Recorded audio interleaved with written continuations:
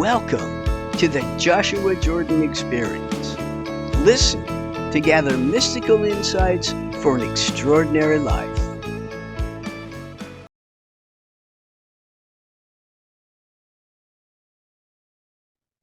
Hello, my beloved friends. Thank you for joining me once again on the Joshua Jordan Experience. We'll try to make this experience worth your while. Recently, a friend of mine, Brett D. Scott, who's also my mindset coach, popped on an interview with me on impromptu. We just did it on the spur of the moment. And he asked me a question about balance that I hadn't really considered a thorough answer to. What I told him, though, is I know when I'm out of balance. And Joshua has taught me the best way to keep your balance is to know when you have lost it. So when you feel yourself tilting one way or the other, then you know you're a little out of balance. And some things can come along and knock you way off balance, totally off course. That is life. And the sooner we can recognize we're out of balance and get back into that space, the more peaceful our life becomes. So I wish I had responded to Brett that when I am in balance, I feel peaceful. I feel responsive rather than reactive to my environment. And when I am in balance, I am happier.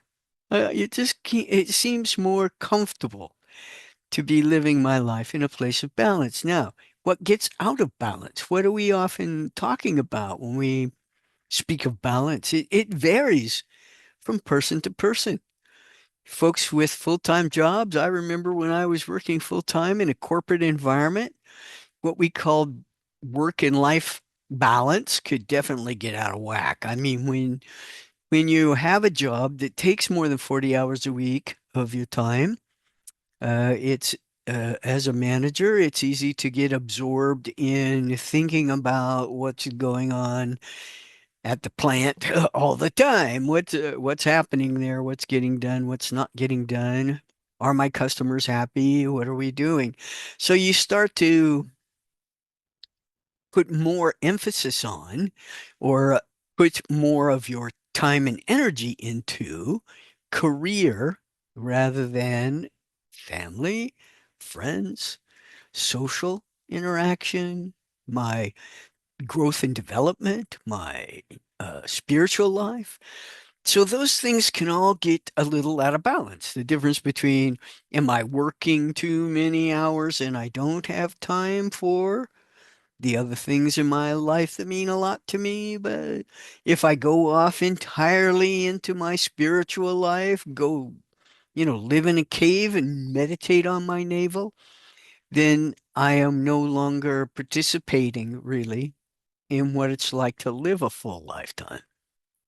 And yet, that type of spiritual journey can be someone's mission, can be their purpose. And their entire focus then becomes their spiritual awakening, their enlightenment.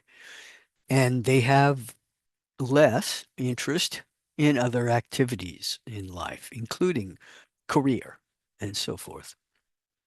So for me, I want to stay in a balance of being myself, being authentic, being totally real, and also knowing when to put up a mask. You see, I don't want to be completely vulnerable to everyone I meet. It depends on the sense I get from an individual. So, am I being totally authentic or am I being fake? Am I being false or am I hiding myself away? This is something I want to keep balanced. I want to keep my spiritual life and my other pursuits balanced. However, for this lifetime, I had a full career. I knew what it was like to participate out there in the business world and to work for a living. And now I am fully devoted to my spiritual life, my spiritual time, because I no longer need to work to earn a living, right? And so I can put all of my focus into something that thrills me, excites me, keeps my attention, keeps me fired up, and sustains my sense of joy and happiness. That is full-time pursuit of my spiritual ambition. So I do call it an ambition. It's actually more of a vocation. It's not a career for me, but spirituality can be a career for others. So your walk of life, whatever it is that you're invested in, you will know when you're putting more than enough time and attention into something that is taking your time and attention away from other things that are equally important to you. And that is so important in that we must know what we want. I must know what I want. If I don't know what I want, I just drift around willy-nilly, falling into this and that, and letting life lead me around rather than choosing what I want and pursuing it. So I have been goal oriented my life during this lifetime. Most of my lifetime, I have had goals I pursue, and some I have achieved and been successful, and others I'm still reaching for. And it excites me to have that uh, unfulfilled, shall we say, part of my whole self that I now have time to devote full attention to.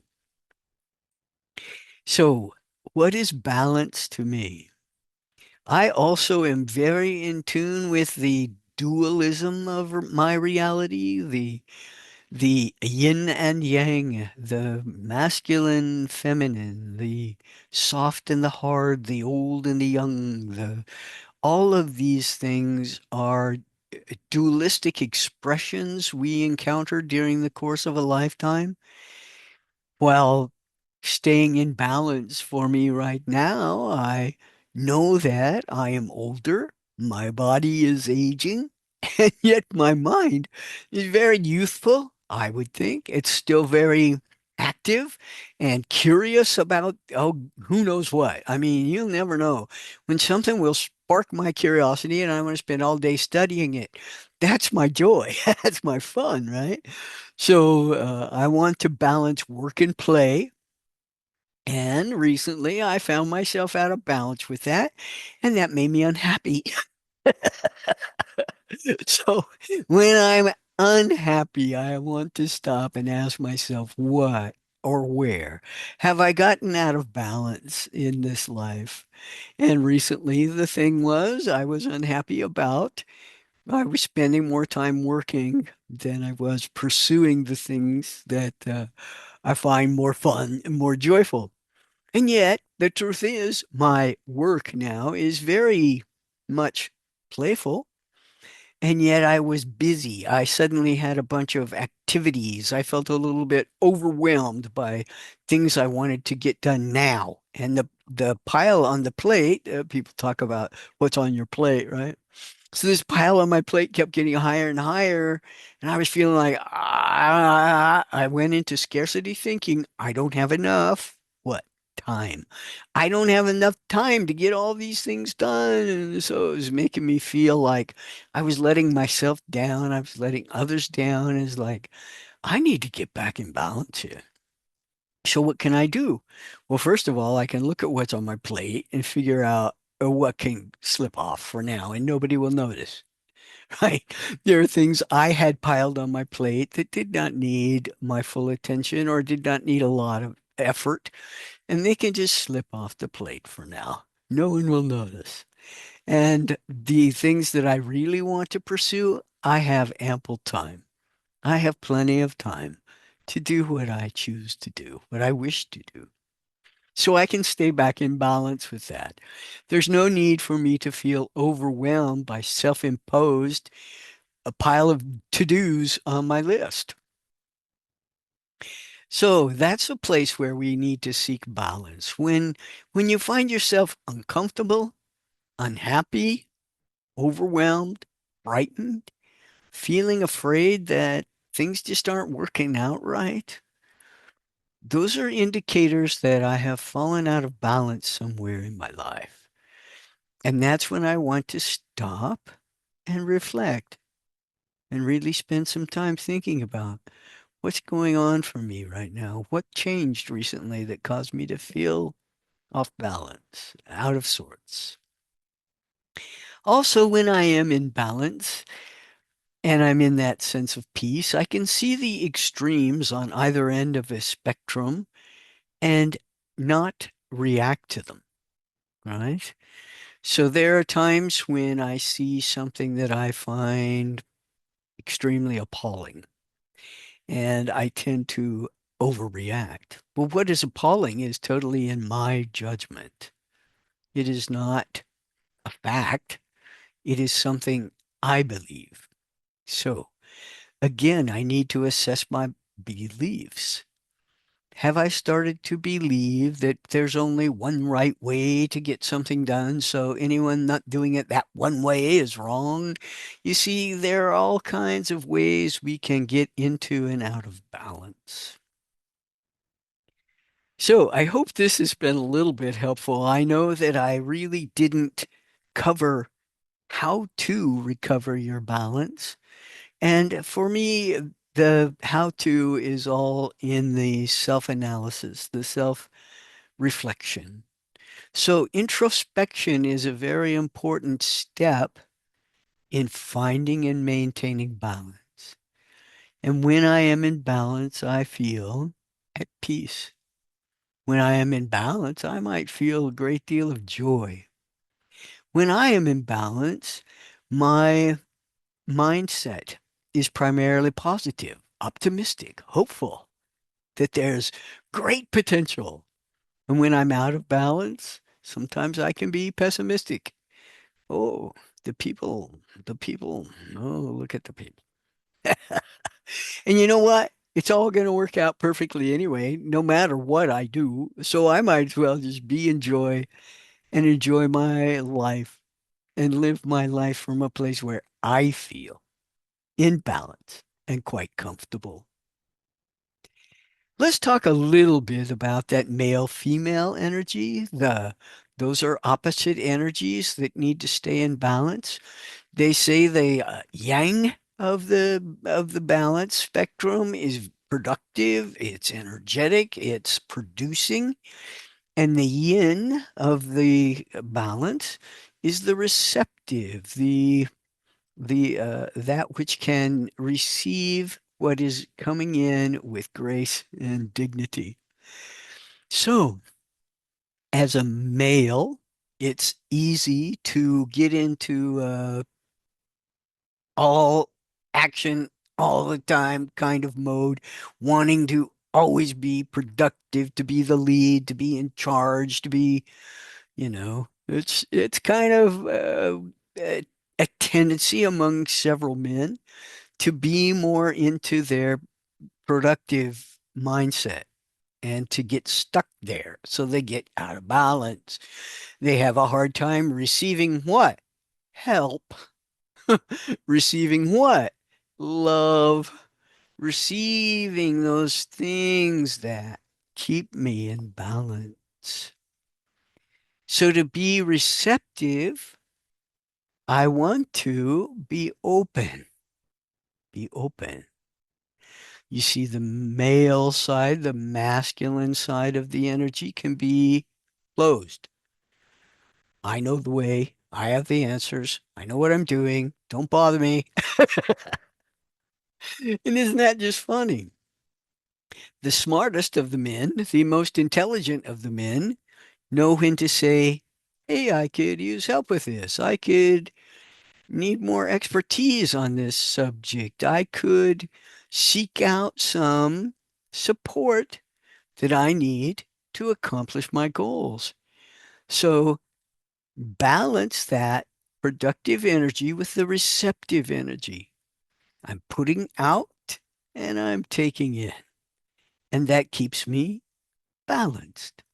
If I'm just producing all the time, I'm out of balance. And if I'm constantly just waiting for things to come in, just in my receptiveness, I'm not producing, am I? So it's important to be in balance. Okay. I think I've said enough about that for today. If you have any questions, I would love to address them. It would be interesting, I think, not just to you. A lot of people have questions that others share. So if you have any questions, please write them to me in the comments below or send them to me in my email. I'd be happy to address your questions with my thoughts, with my comments, but certainly I do not have the answers. I have my idea of what might help you, but it may not be the answer you're looking for. I fully understand that. Okay, I'm going to step aside now to the best of my ability and let Joshua speak to you.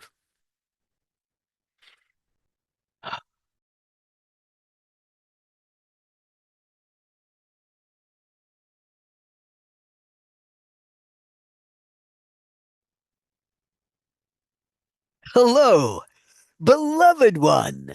It is my honor and my joy to be speaking to you now. I am so happy you are here.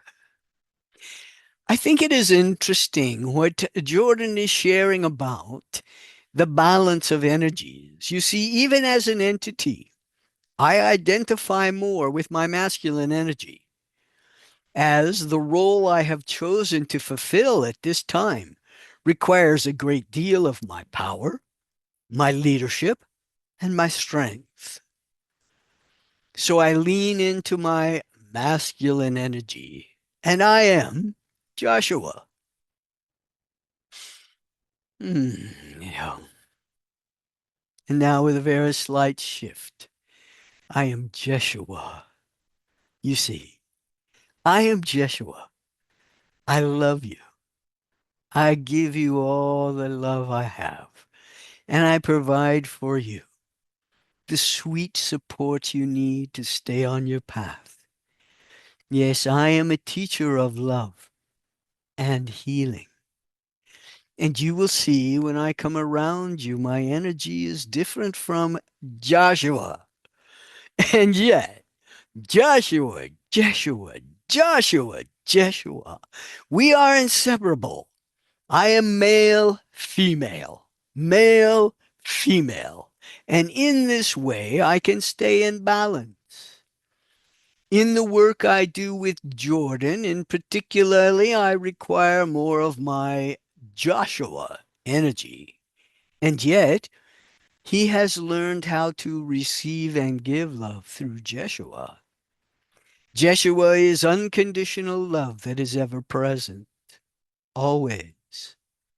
Joshua can be your strength, can be your warrior, and can get you through some difficult situations. So,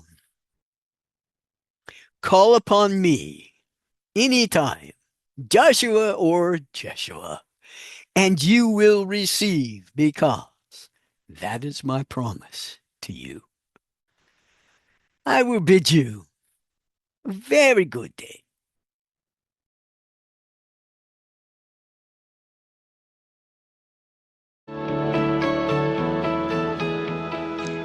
Thank you for listening. We hope you heard something to ponder and gained inspiration for your journey.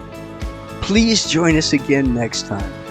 Joshua says, let the light grow, let love show, and let your life be fun.